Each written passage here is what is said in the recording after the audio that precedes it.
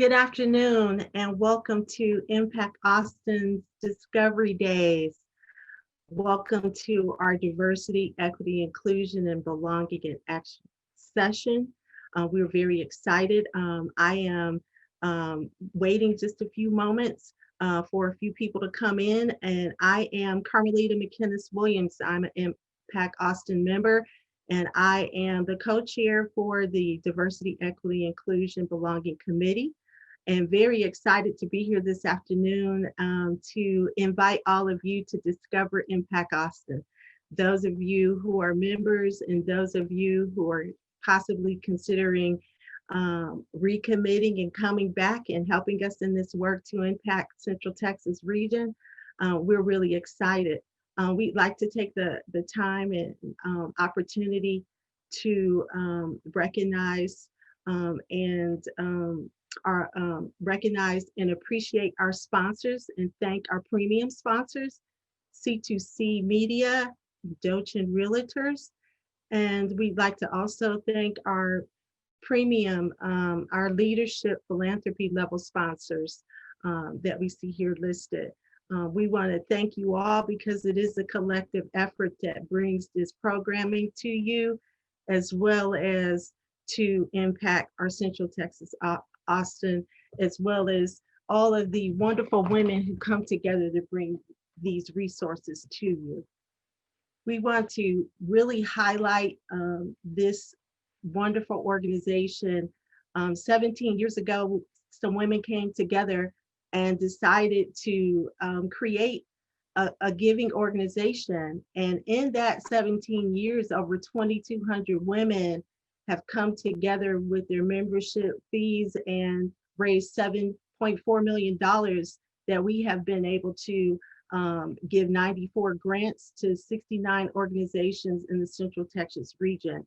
And that is a lot to be applauded, and as well as it's still a lot of work to do. And so we really encourage you to plug in and join us in those efforts, and it's certainly something to be saluted and applauded. So I thank each of you for all the parts that you play, and then I welcome you who would like to come and join us to continue doing this work. And we'd like to also invite you to something very exciting if you have elementary school children and you'd like to talk to them about race and racism. We're going to have Ripple Reads. It's a promotion with one of our sponsors, and you can go to impactaustin.org/Ripple Reads. And that is going to be a book club in February. And I found out just now that the deadline is today for that. So we're going to ask that you join us, go on to Impact Austin and enroll today. And if you put in Impact Austin in your Ripple Reads subscription, they're going to donate $5 to the Black Mamas, which is one of Impact Austin's 2020 Social Innovation Grant winners. So we're very excited about that and really invite you to join us. And we're very excited about our speaker today, who is going to provide us with a lot of insight in terms of diversity, equity, and inclusion and belonging in action. I've attended her equity chair session workshop, and she's a phenomenal community activist and engager and organizer. And I'm just so excited to introduce to some. She has a biography that I'd really invite you to read with all of her accomplishments and a lot of her contributions to the Central Texas region. And to introduce to some and to present to others, Miss Paulina Artieda. I'm so very much honored. Thank you, Impact Austin. Thank you, Carmaleta, for that wonderful introduction, for bringing these tracks together, for bringing these discussions and topics into our community. It's very important for us to have discussions all around. But before we do, begin those introductions for me, I wanted to share some space with you first, and if someone can share the link for Native Land on the chat, please. Take a look at this. I want you to search on there for your space, whether it's where you grew up or, you know, where you're at right now in Austin, putting your zip code or your city. And I encourage all of us to really take in the land where we are present or we have been present in the past and really give acknowledgement to the real history and sacredness of this land. I think this really puts us in a place where we become open to understanding a lot of history that's happened within our own neighborhood, within our the piece of land that we set foot in every day, and gives acknowledgement to the indigenous people, to the history, and to the non-indigenous people that have brought this land to life. So I invite you to do that in the chat, and also to share what you have found in terms of the different indigenous tribes that have come up for that. My name is Paulina Artieda, the Executive Director of the New Philanthropist. And if you're not familiar, we are an organization that our mission is really to not only, in a sense, bring access and opportunity to leaders of color to serve on boards, but also to give them support and to give them resources in order to navigate board systems and board dynamics. And we know that because they need that support, because it can be very much an isolating experience to be the only person of color in the room, or to you know, deal with microaggressions or tokenism. We also help nonprofit boards in this space and helping them create a cultural shift where diversity, equity, and inclusion and belonging is a part of their DNA and is a part of how they thrive as a board and as an organization. Ultimately, we do both of these things because we want to create meaningful matches and placements within boards, and we have programming for that as well. Because we know that when all those three things come together, nonprofits would not only be more effective stewards of public trust, but they produce better outcomes and serve the people for their communities and their organizations better. So why are we doing this? Why does the New Philanthropist take on this type of challenge? Well, we know that Board Source's 2017 report, Leading with Intent, you know, it really brought on a magnifying glass into the makeup of the demographics of boards. And so it highlighted that 84% of board members throughout the nation report as Caucasian. And then when we look at 27% of organizations also reported that their boards have 0 people of color on their board. And then in contrast with the Casey Foundation, when they identified that 60% of national nonprofit boards, nonprofits serve populations of color, then we really got to understand that diversity gap that exists there. We don't have the most current numbers for Austin and what that looks like for board demographics here. I think Mission Capital in 2011 did a study, and it reported that 78% of boards were also, the majority was identifying as white or Caucasian. So we know that that's not too far off from what the national numbers look like. And we also know that 48% of Austin, and that's according to the 2010 census, is made up of people of color. So we know that there's a diversity gap here, and that's why we're an organization.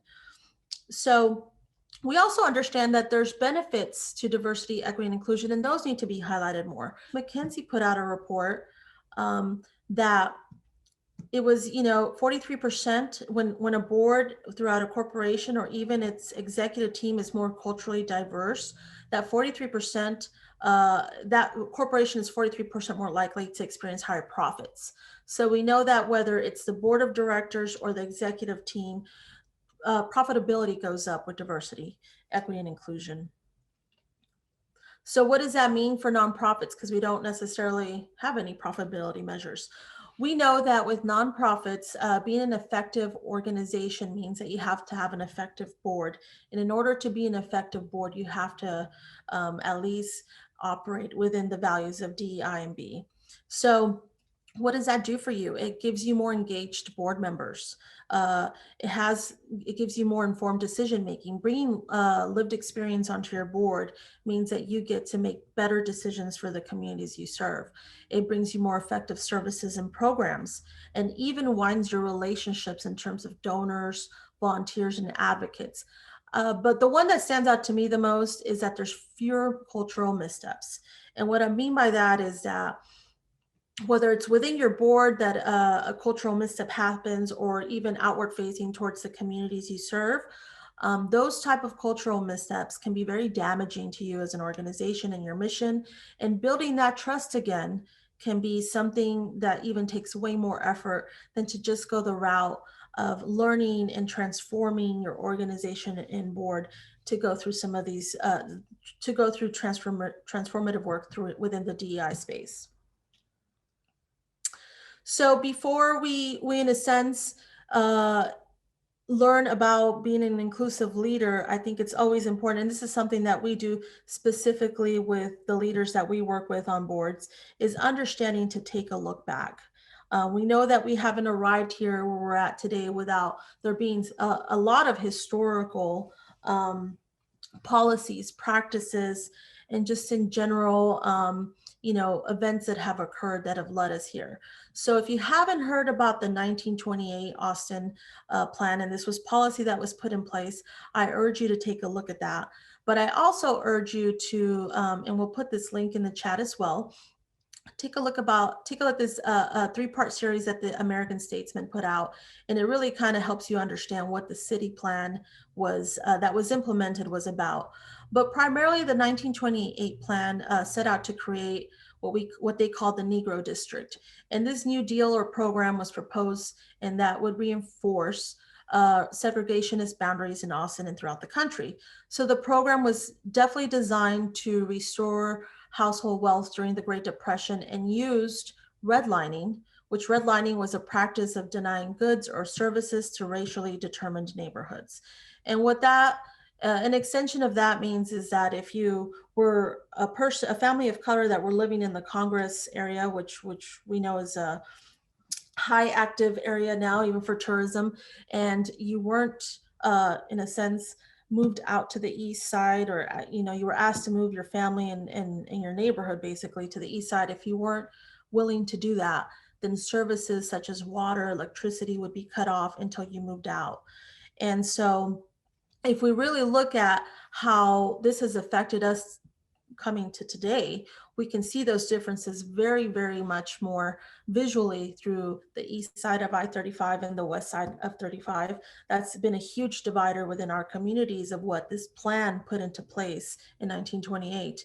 And even most alarming now, we see the gentrification that's happening and has even pushed out some of those communities of color from the original redlining process. So I definitely encourage you to dive into that history and to really understand how that functioned for where communities are now. In addition to that, I think it's so as we begin to understand what that plan looks like and everything, and then that plan was set to oppress communities of color, we also have to acknowledge that racism has also been very much embedded within our neighborhoods and communities that didn't even involve that weren't even involved in this plan. So this has been a history of where we've been functioning in, and we've been trying to, in a sense, bring diversity, equity, and inclusion into, and this is what we've had to work through, right? Bringing this history to light. So as we go into what an inclusive leader, the characteristics of that, I want to first start with radical empathy. And this is a quote that I brought together from Isabel Wilkerson. If you haven't read her book Cast, I urge you to do that. Oprah's even put talks out there about this book. It's such an important book. But radical empathy, from her perspective, was meaningful to me because it really means putting in the work to educate oneself and to listen with a humble heart, to understand another's experience from their perspective, not as we imagine we would feel. This is not about you and what you think you would do in a situation you have never been in and perhaps never will be. It is the kindred connection from a place of deep knowing that opens your spirit to the pain of another as they perceive it. And radical empathy is very important to our work. And the reason why is because even as she said it, it is our moral duty to act when we see another person being treated unfairly. And to me, it's more about putting actions into our empathy. You can feel empathy, but if you don't do anything about it, whether it's doing work on yourself in this journey, whether it's standing up for people, whether it's bringing in policies into practices that are inclusive, then empathy is just a feeling, right? There's no experience behind it beyond that. So I want to start our discussion with the idea of radical empathy and how you can bring that into practice. Um, but as an inclusive leader, there's a couple of non-negotiables that you have to stand by, that you have to really absorb and think about. And one of those is the journey. I would say, in order for us to all create a cultural shift together on a board, in your leadership circle, or even at your workplace, you have to be very mindful and intentional and strategic about the journey you're going to embark on. We know that this is transformative work.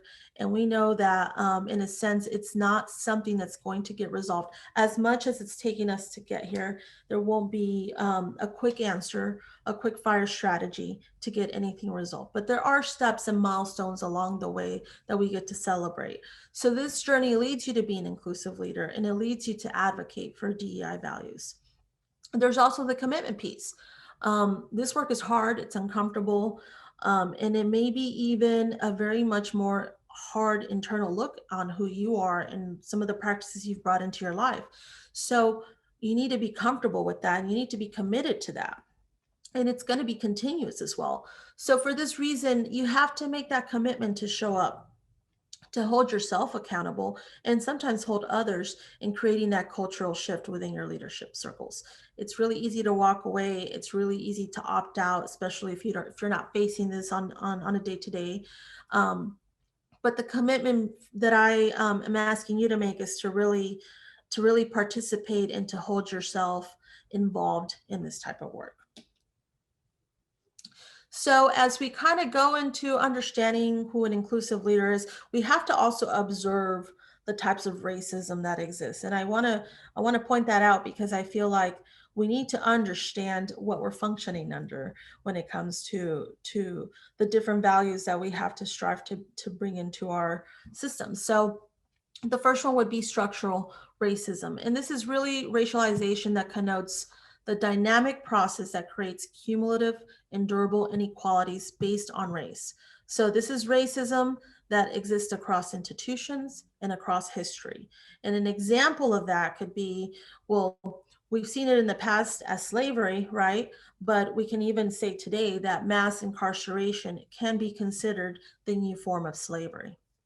So these are larger systems that are out there that have structured how we as a society even function.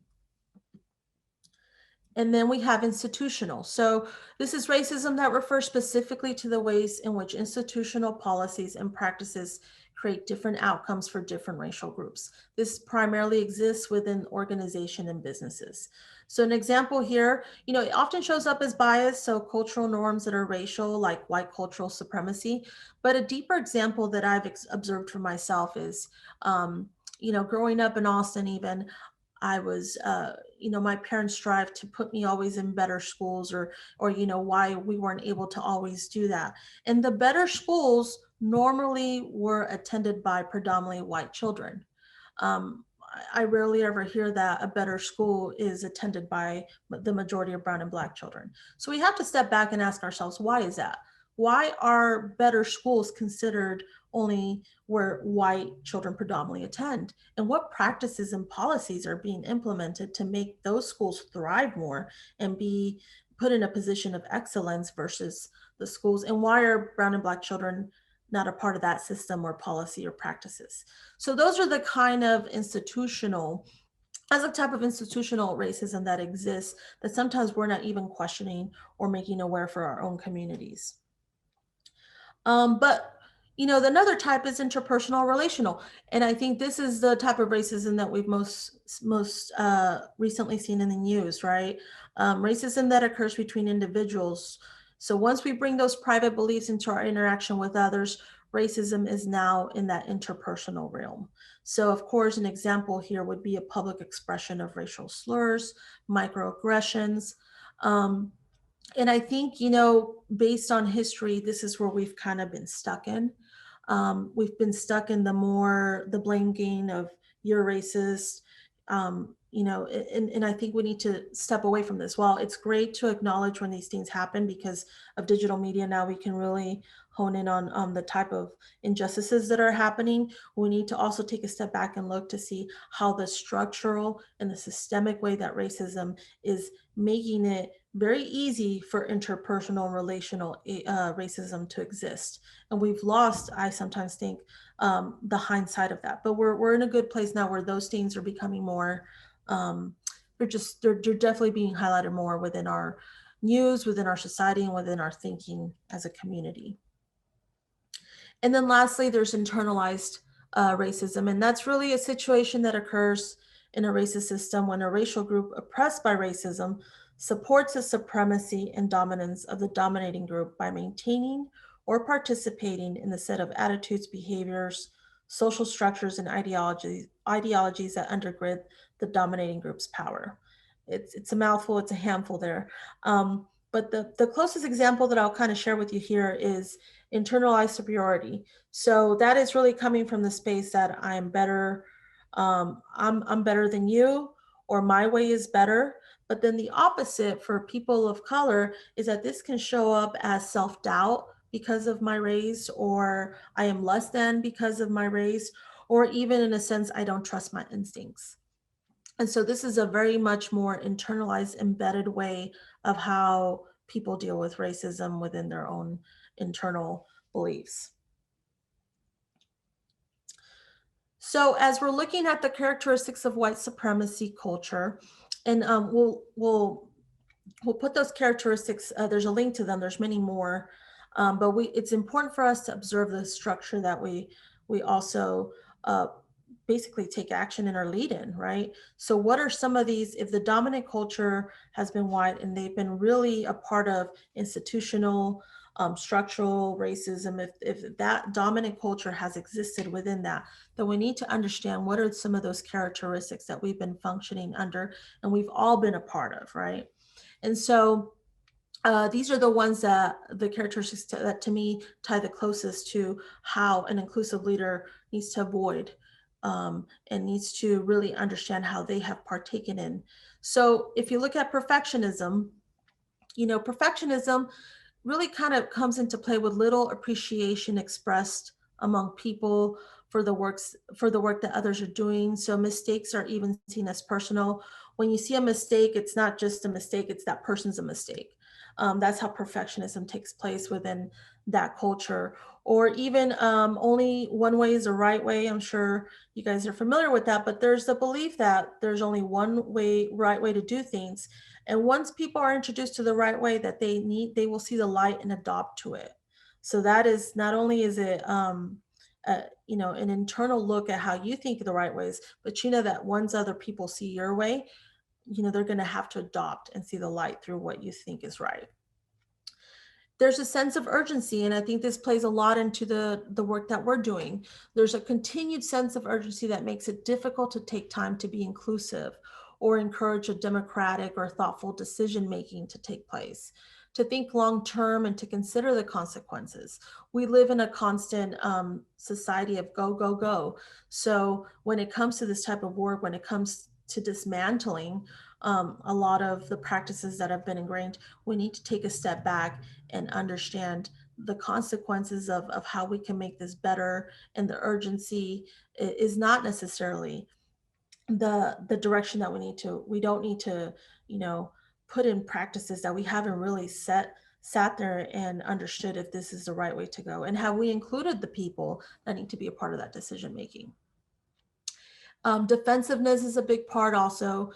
People respond to new or challenging ideas with defensiveness. So it makes it very difficult to raise ideas around people who are defensive when you know how they're going to act and they're going to shut things down. And so that is a characteristic, as well as paternalism, which is decision making is clear to those with power and unclear to those without it. So here's the idea of I know what's best for all, without considering even the opinion of the people that will, in a sense, they're going to be affected by those decisions if indeed their lived experience, if their insights can be considered within those decision making. and that the power that comes with that. There's fear of open conflict. So when someone raises an issue that causes discomfort, the response is to blame that person for raising the issue, or rather look at the issue which is actually causing a problem. So this is in a way a sense to just kind of not deal with the conflict and just kind of push it away. There's individualism. So I think here is where we see competition is more highly valued than cooperation. And then when cooperation is valued, there's little time or resources devoted around developing skills and how to cooperate. Um, there's power hoarding, of course, and those who feel with power feel threatened when anyone suggests changes in how things should be done in an organization. They feel suggestions for change are a reflection on their leadership. So those are the main characteristics that I understand as can affect us the most. And so what is the flip side of this? So the characteristics of leading with inclusion are very much tied directly on the opposite of how some of these have come into play. So perfectionism, for an inclusive leader, it's more of an appreciation for the people you work with, but it's also an appreciation of mistakes that happen, right? So we know that through mistakes, there's transformation, there's learning, there's building bridges to doing things better. One way is the right way. One way is the only right way. You have to open yourself up to learning. uh, your way, you have to question that there's different solutions for different problems, or there's different issues, and there's different ways of solving that. So opening yourself up to learning more about other solutions and asking questions around that. There's a sense of the sense of urgency. You got to understand that there's a realistic journey that has to take place. So while deadlines are placed for certain things, it doesn't mean that they have to be in a sense implemented by that time. There could be room for flexibility, there could be room for learnings and growth that may extend that, and for a reason. So setting a realistic journey and calling it even a journey is important. And then when it comes to defensiveness, you have to be open. You have to find a way to be open to conflict, or have to be open to new decisions, to new ways of thinking. And so that openness really plays as a great value. And then collaboration is a big piece of this. So instead of being the know-it-all, or being the person that wants to come into a situation where you think you have the solution for all, I think it's bringing a group of people together with you and really understanding the issues at hand and how together you can solve those, and the power sharing between that. In terms of fear of open conflict, there's showing up and acknowledging that there's conflict. That doesn't mean that you're resolving it or having to show up with solutions, but I think showing up instead of avoidance is showing up and acknowledging that there's a conflict and understanding what that conflict really looks like. And then, of course, with individualism, there's collectivism, right? There's the idea that we're community and we all come together for the greater good. This is not just about my advancement, but the advancement of all. And there's a great example here that I've practiced throughout my career, where if I was ever promoted, it wasn't about my promotion only. I would always try to negotiate back. You know, I got here, but there was a couple people below me that really helped me get here. So I will accept the promotion with the condition that they get a promotion acknowledgement or a bonus out of my promotion. And that's a collectivism, a type of collectivism where you're bringing everyone up with you. And so those are the type of practices that shares that type of acknowledgement with all, because we all know that we all work in a system together.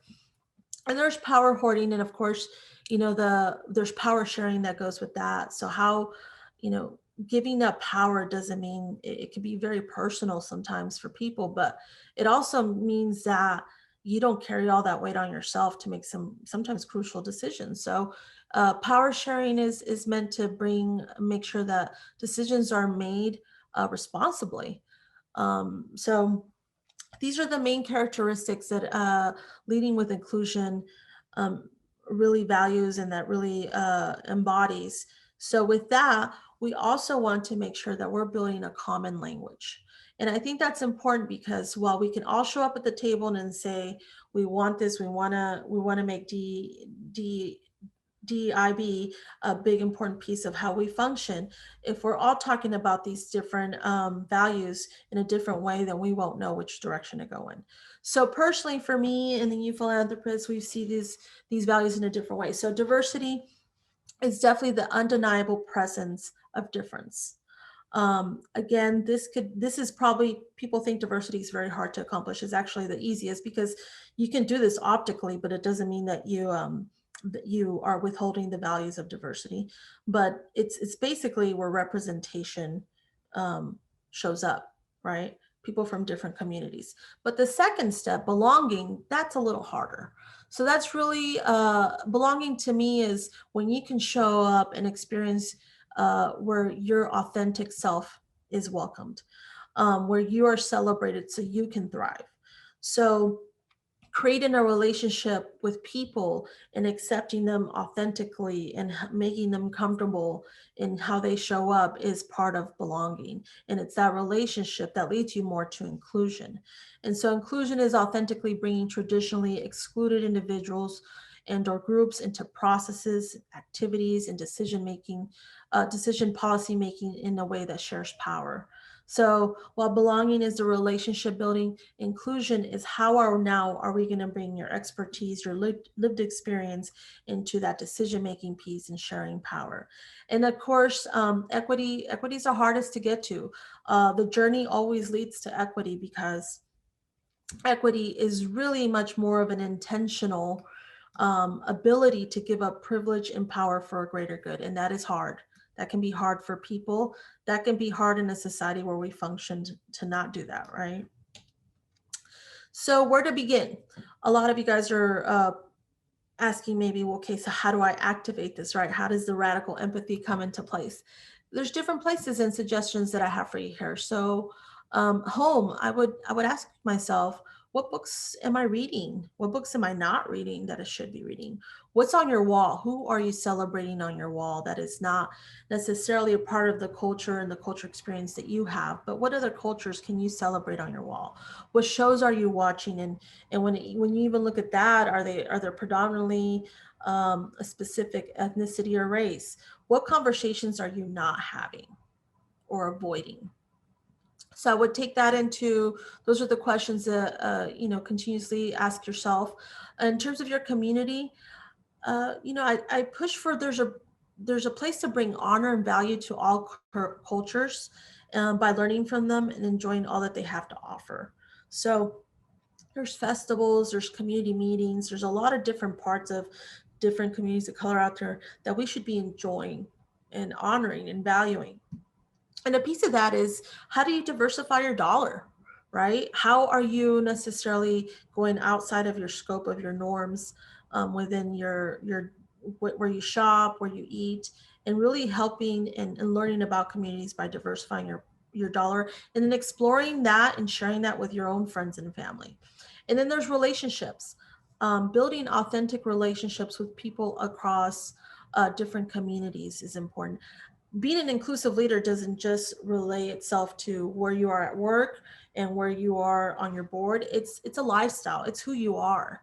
So that authenticity has to travel across just basically the essence of who you are and what your closest relationships are like. So be open to listen and learn. Stand up for people that are being treated unfairly. Make that a part of your core.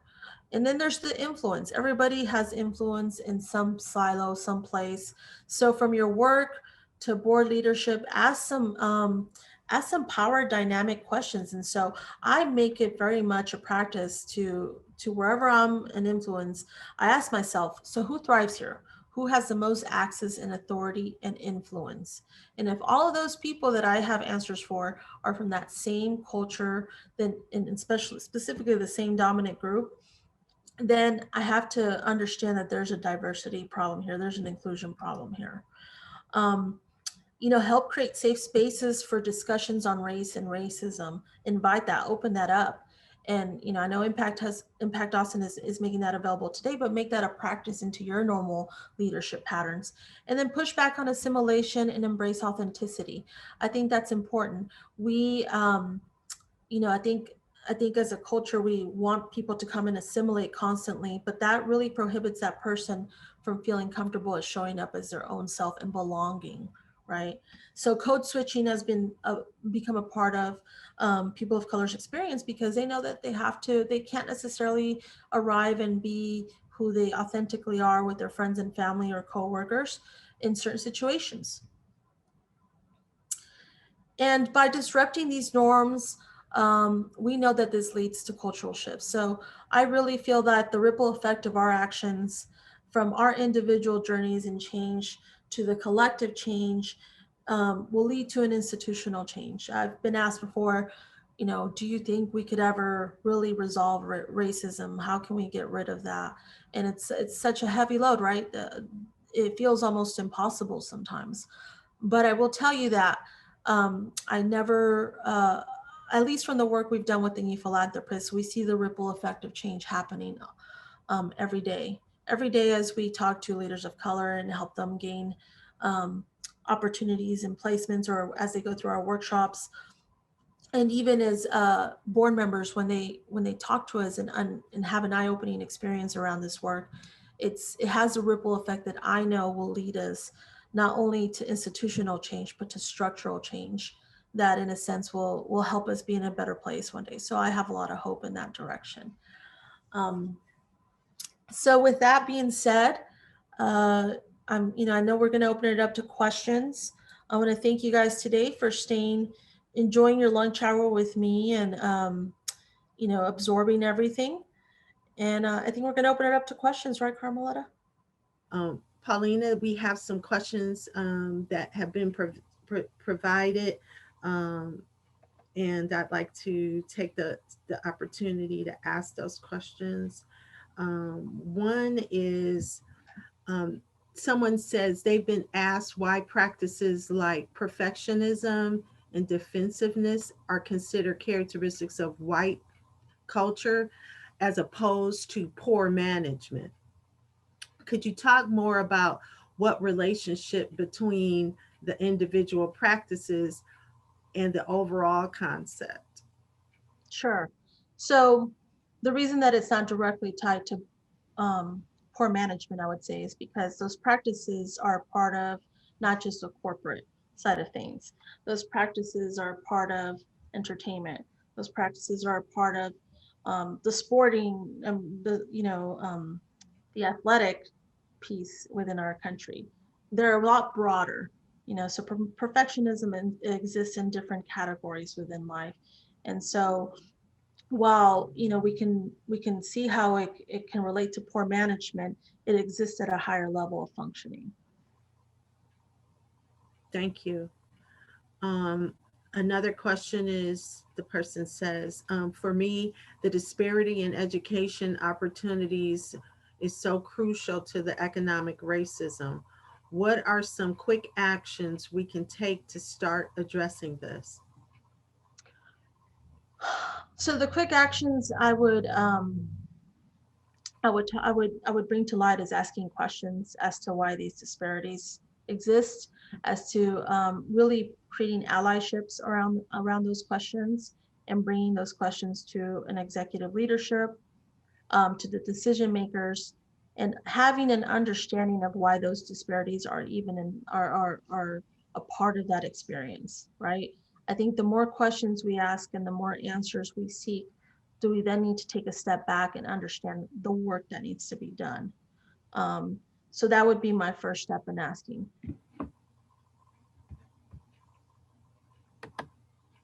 Thank you.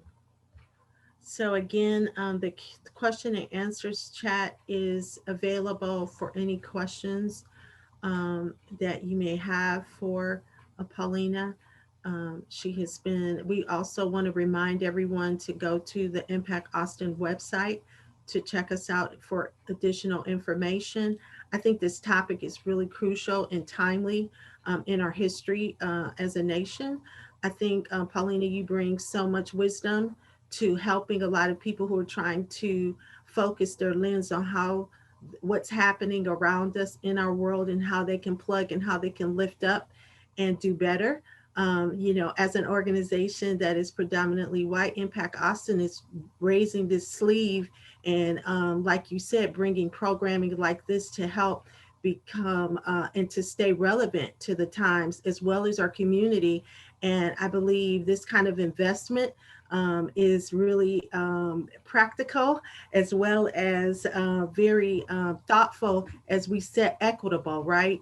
So I want to invite our listeners and people that are our viewers to go to Impact Austin's website, enroll, register, continue in the discovery days for the presentations, and to just invest in yourself, invest in your community. Paulina, you have been phenomenal. We have a few more questions. Sure. Let's see. What do you see in the role of data in this change process? Data is crucial. I say that data kind of brings us into the understanding of, well, one, the gaps that, and it helps us in a sense also create milestones, right? Create milestones on the improvement, the transformation. This work, I'm a firm believer that if we don't put milestones in the work that we're going to put in, because it's such hard work, that we get discouraged. So to me, data not only helps us understand where we're at, what we've kind of faced, and how we can improve those numbers, we can improve those statistics to reach different milestones and to embrace the work. Okay, thank you. Our next question, can Paulina give a sense of all the work that the new philanthropists are doing within Austin? Sure. So the new philanthropists, we were officially a 501c3 in 2018, and ever since we've hit the ground running with this work. We've had such great momentum around one, board prospects of color wanting to join boards. In the very beginning, we were challenged by some nonprofits saying, we don't know where leaders of color are. We don't know if they want to serve on boards. And we had a goal of recruiting 100 board prospects of color. At this point, we're at 517 people that want to join boards, and we're in that placement process. So we have workshops for allies. We have workshops for people of color that are interested in how to, being an inclusive leaders is a workshop that we're pushing out this year, actually, through the Equity Chair Workshop Series. And you can find all that information on our website. And then we also have programming. We have had an amazing almost 20 organizations now going through our programming to help become more diverse and to really go through a transformation within their board service, into being inclusive and holding equitable practices. Those transformations have taken anywhere between 6 months to 2 years, depending on the organization and the program they join. So lengthier programs there, but they're definitely a value to which not only are they transforming their board, but they're also seeking ways of transforming and having DEI as part of how they thrive for their staff and organization. So those two are some of those two are the main focuses where we provide services, but we also have a board matching program that we launched in August, and that board matching program is really helping that process of placement, meaningful placement and relationship building between board prospect of color and organizations that need, to diversify, put that into place. And that is something that we're pushing out as well. So feel free to check that out on our website. Thank you, Paulina. Next up is, do you have any tips for implementing DEIB in a board that meets infrequently, say 6 times, it looks like, possibly in a year? Well, I think definitely building a plan and goals would be some tips. So bringing in some goals in the why, not just, I know like a lot of nonprofits have this idea, we want to be diverse, let's go.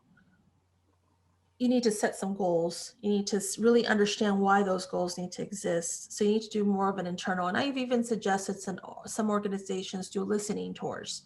And listening tours are really going to gain research, perspective, and data for the people that are involved in your organization, the people that have no idea that your organization exists, and for people that are just willing to share what their experience has been like, right? So having a listening tour, setting some goals and an initial plan of how you're going to get this done, and think about increasing your meetings. If 6 times is not enough for this work, then you might have to increase it to 7 or 8, right?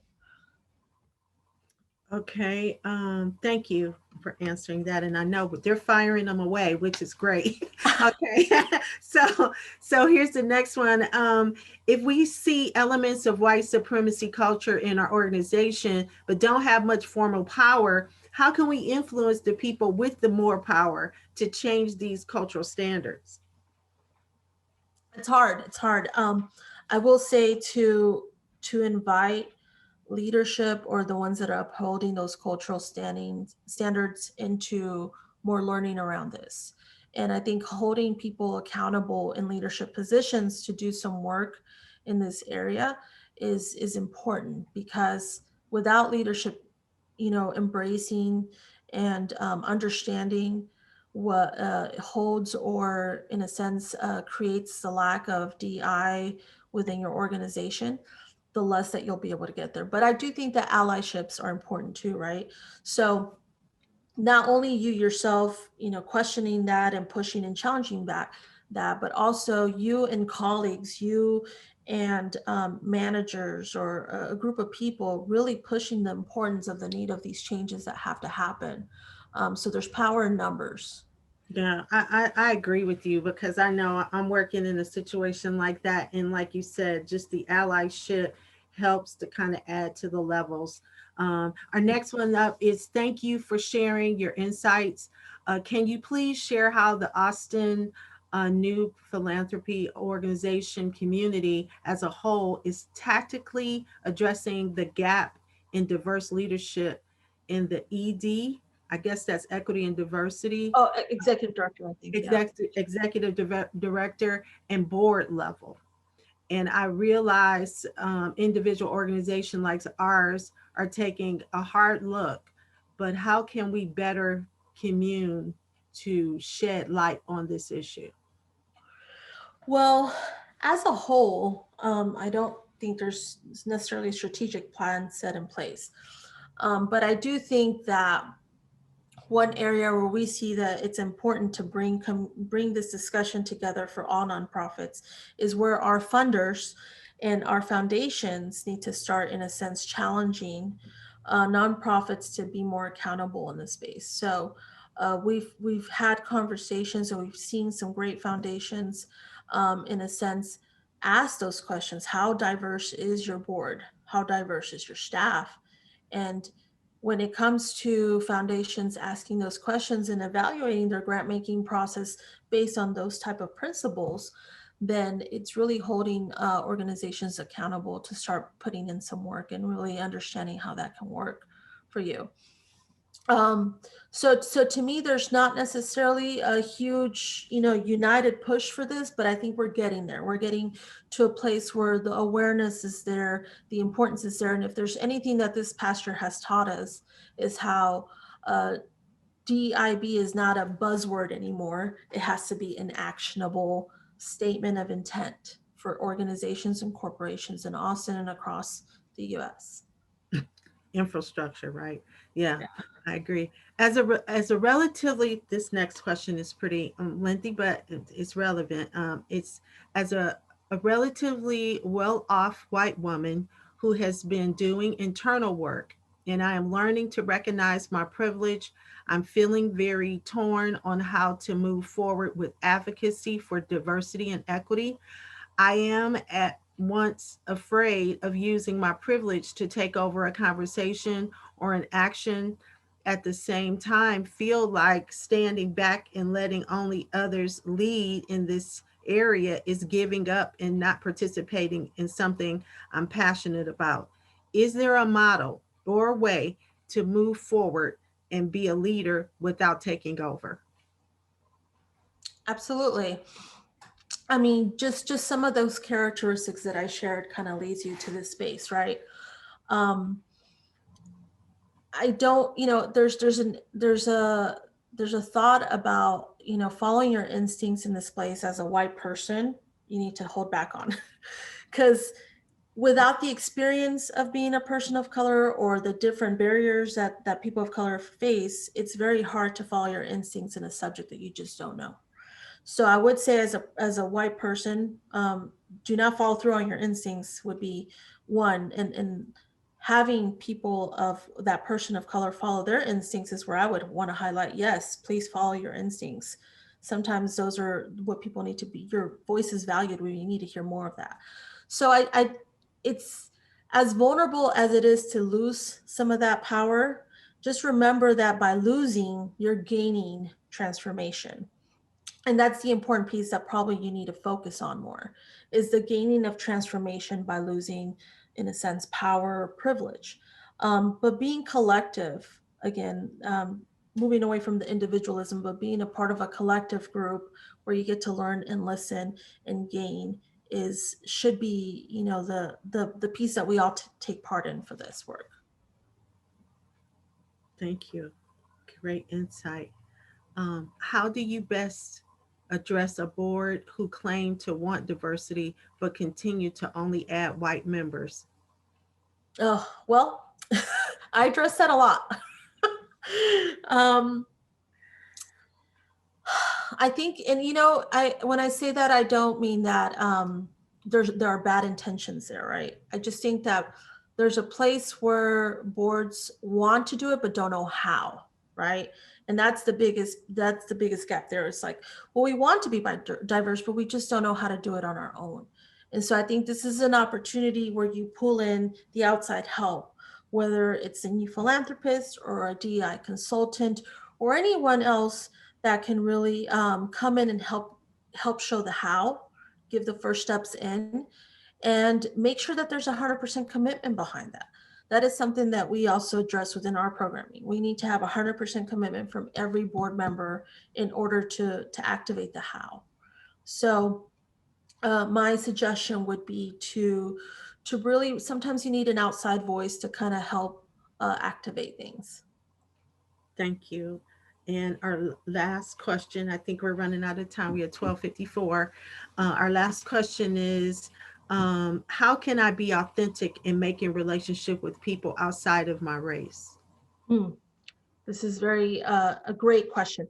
I would say, well, first, you know, showing up, right? Just showing up and not necessarily being aggressive in how you want to make relationships, but showing up and caring and showing real interest within that culture's, whether it's traditions, whether it's just community festivals, all these different parts, but wanting to learn and explore and authentically, that's has to come from a place. There's so much to in Austin, in my perspective, that you can gain and learn from when it comes to other cultures, whether it's museums and food and festivals. And so I think it's showing up, and the more you show up, the more those relationships become embedded with certain people, right?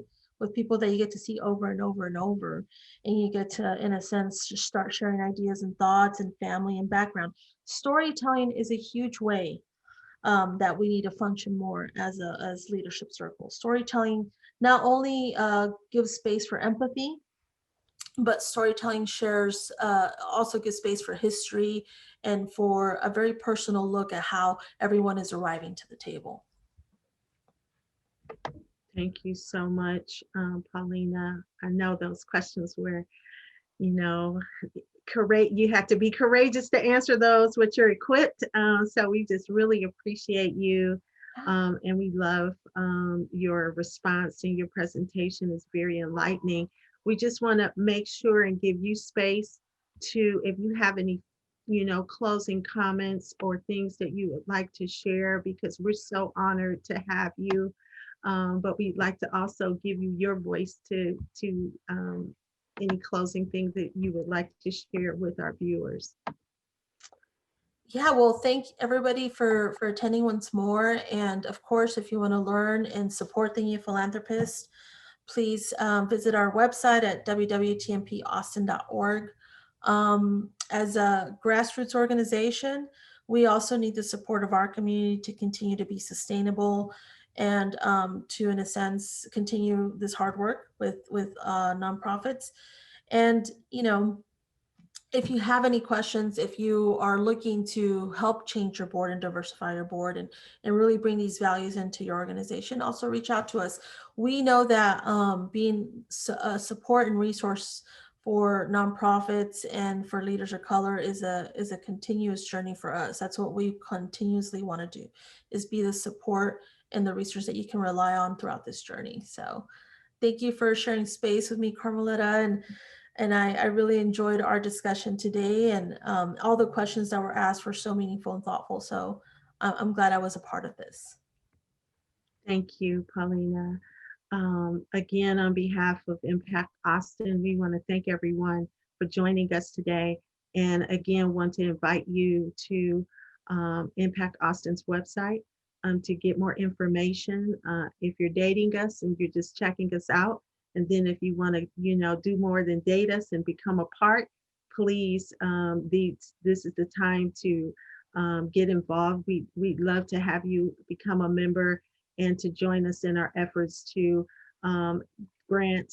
provide more grants to Central Texas region to make a difference in all of the nonprofit organizations. And we just want to thank you, Paulina, again for your expertise and your warm and thoughtful, inspiring information that you provided today. Thank you all. With that, we're going to say have a great weekend, everyone. And again, thank you, thank you, thank you. Bye, everybody. It was great.